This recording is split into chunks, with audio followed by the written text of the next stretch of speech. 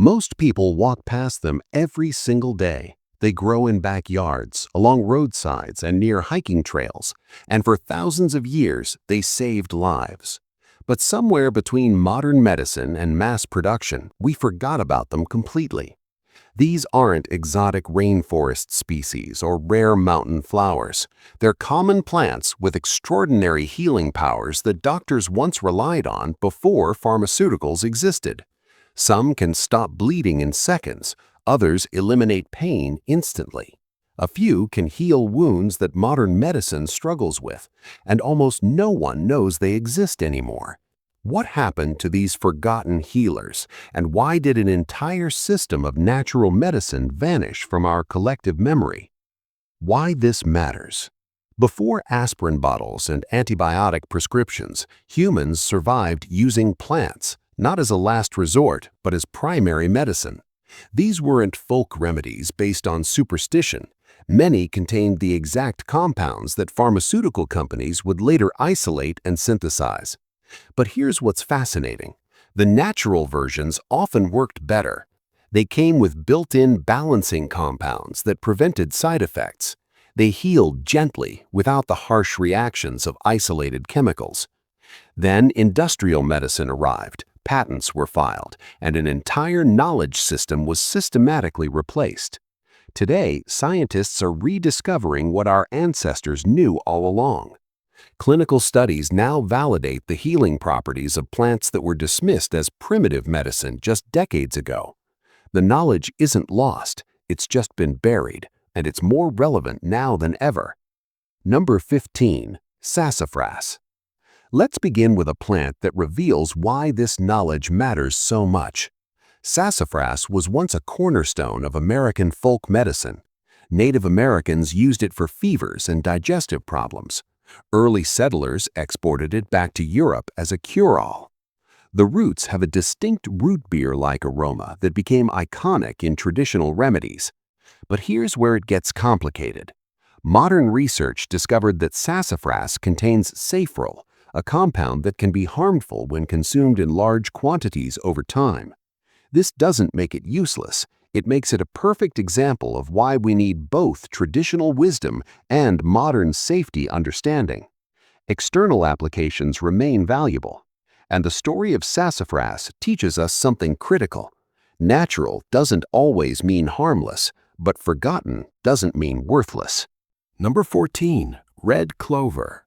Red clover grows in fields across North America, those pink-purple flower heads that honeybees love. For generations, herbalists used red clover for chronic skin conditions like eczema and psoriasis. It works slowly, not overnight. The plant contains isoflavones that support hormonal balance, which is why it's also traditionally used for menopausal symptoms. Modern science confirms that red clover has anti-inflammatory properties and can improve skin health when taken consistently.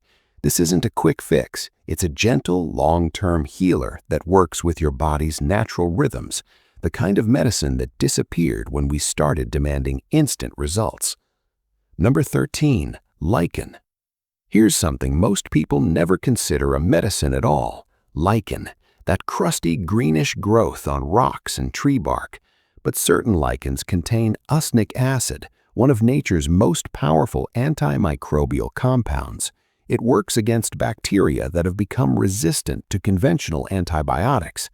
During World War II, when antibiotics were scarce, some field medics used lichen preparations on infected wounds. Applied topically, it acts as a natural antiseptic. The challenge is sustainability. Lichen grows incredibly slowly, so it must be harvested with extreme care. But its antibiotic properties are undeniable. Science is now studying usnic acid for potential pharmaceutical applications. Sometimes the most overlooked things hold the greatest power. Number 12. Yellow dock. Yellow dock looks like a tall weed with rust-colored seed heads. Most farmers consider it a nuisance, but this plant is a digestive powerhouse. The root contains bitter compounds that stimulate bile production in the liver. More bile means better digestion, more efficient waste elimination, and improved nutrient absorption. Traditional herbalists used yellow dock for constipation, sluggish liver function, and chronic skin issues that stem from poor detoxification. The bitterness is the medicine. It signals the digestive system to work more effectively. In an era of bland processed foods, we've lost our taste for bitter plants, but our bodies still need them. Yellow dock reminds us that medicine doesn't always taste pleasant, but it works. Number 11. Elecampane. Elecampane produces bright yellow flowers and has roots that smell faintly of violets. This is a deep lung tonic. Unlike quick-relief cough suppressants, elecampane heals lung tissue over time. It strengthens the respiratory system rather than just masking symptoms. People with chronic respiratory conditions, persistent coughs, or weak lungs benefit from consistent use. The compounds in elecampane root are expectorant and antimicrobial. They help clear infections while supporting lung tissue regeneration. This plant requires patience. You won't feel instant relief, but after weeks of use, breathing becomes easier, coughs resolve completely, and lung capacity improves. It's the difference between Band-Aids and actual healing. Number 10. Toothache plant. Now here's instant relief. The toothache plant, also called spilanthes, has small yellow and red flowers that look almost decorative. But chew one of those flower heads, and within seconds your entire mouth goes numb. The effect lasts up to 30 minutes. This isn't a placebo. The plant contains spilanthol, a powerful local anesthetic. Before modern dentistry, people used the toothache plant for dental pain, mouth sores, and sore throats. It doesn't cure the underlying problem, but it eliminates pain immediately. Some natural toothpastes and oral care products now include spilanthes extract. This is proof that forgotten doesn't mean ineffective. It just means we stopped paying attention. Number 9. Vervain. Vervain grows tall and slender with tiny purple flowers along its stems. This plant has been used for nervous system support for thousands of years. Ancient Romans considered it sacred. European herbalists called it a cure for melancholy. Modern research shows that vervain compounds have mild sedative effects without the harsh side effects of pharmaceutical anxiety medications. It works gently on the nervous system, helping with stress, mild anxiety, and sleep issues. The taste is intensely bitter, so it's usually blended with sweeter herbs for tea. Vervain doesn't knock you out or alter your consciousness. It simply helps your nervous system find balance. In our overstimulated world, that's profound medicine. Number 8. Boneset. Boneset earned its name from a different era of medicine.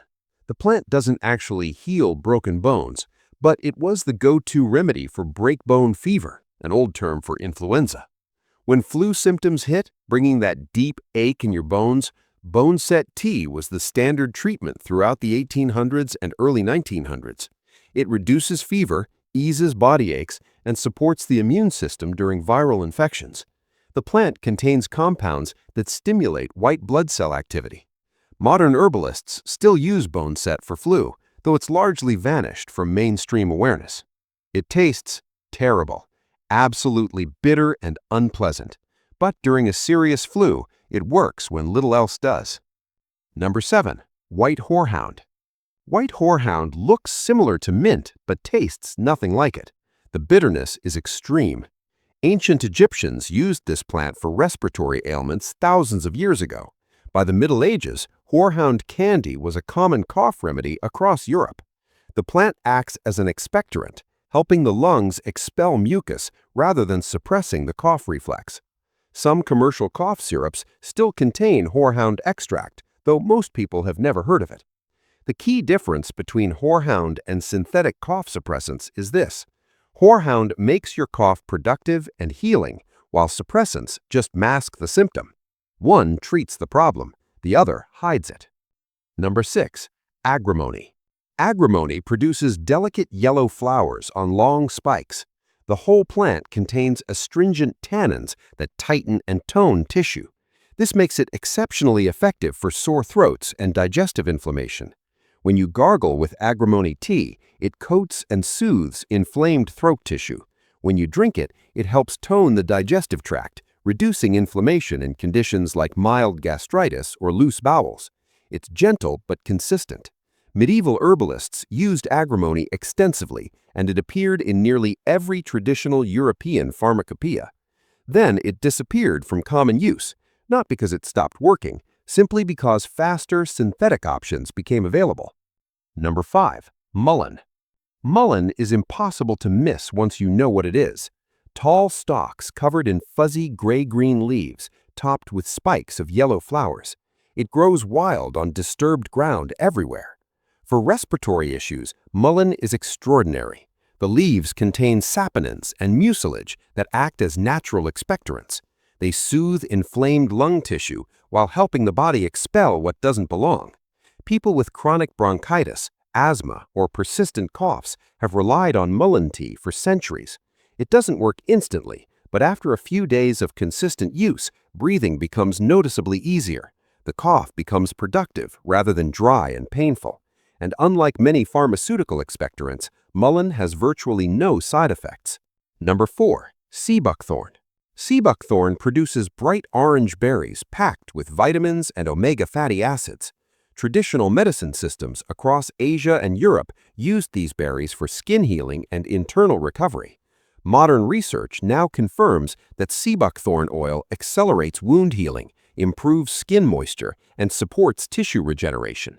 It's rich in vitamin C, vitamin E, and rare omega-7 fatty acids that most plants don't produce.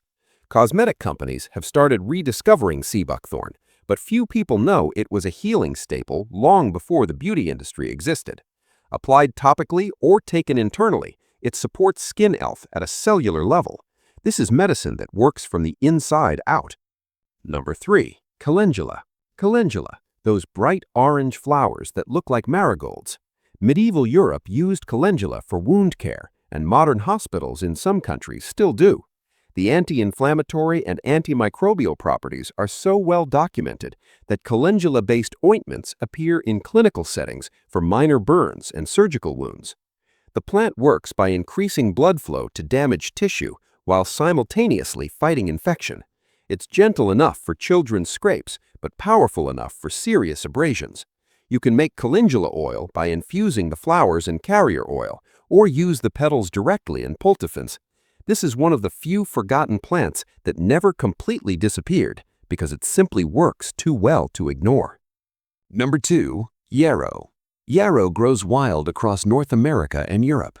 Delicate white flower clusters on tall stems. Soldiers carried this plant into battle for thousands of years. They called it soldier's woundwort, and for good reason. When someone took a blade or arrow, yarrow was crushed and pressed into the wound. The bleeding stopped within seconds. Modern research confirms that yarrow contains alkaloids that promote rapid blood clotting and antimicrobial compounds that prevent infection. During World War I, when medical supplies ran critically low, field medics returned to yarrow. It saved lives that morphine and gauze couldn't touch. This isn't ancient superstition. This is biochemistry that predates pharmaceutical labs. Number 1. Plantain. And here's the most overlooked feeler of all. Plantain. Not the banana-like fruit, but the common lawn weed with oval leaves that appears almost everywhere. Most people spray herbicide on it without a second thought. But plantain is one of nature's most effective first aid plants. It treats cuts, burns, insect bites, poison ivy, and minor infections. The leaves contain allantoin, a compound that stimulates cell growth and tissue repair at a remarkable rate. You can chew a leaf to release the juices and apply it directly to a wound. The pain stops almost immediately. Swelling reduces within minutes. Native Americans called it the white man's footprint because it seemed to grow wherever European settlers walked. They knew its value long before any clinical study existed. Plantain is proof that the most powerful medicine often grows right under our feet, completely ignored. The bigger pattern. Here's what all 15 of these plants have in common. They're abundant, accessible, and extraordinarily effective. They were systematically replaced not because they failed, but because they couldn't be patented. You can't own plantain, yarrow, or mullein. They grow wild. Anyone can harvest them. There's no profit margin in freedom. So an entire medical system that sustained humanity for millennia was dismissed as primitive and unscientific. But the science now validates what our ancestors knew instinctively. These plants work, they heal, and they've been waiting for us to remember. Once you know these plants exist, you'll start seeing them everywhere. In your yard, along hiking trails, in empty lots, and in roadside ditches. Growing quietly, waiting. The knowledge isn't lost, it's just been buried under decades of pharmaceutical marketing and industrial convenience. But it's still here, still accessible, still growing. And now you know what you're looking at. The question isn't whether these forgotten healers still work. The question is, now that you know, what will you do with this knowledge?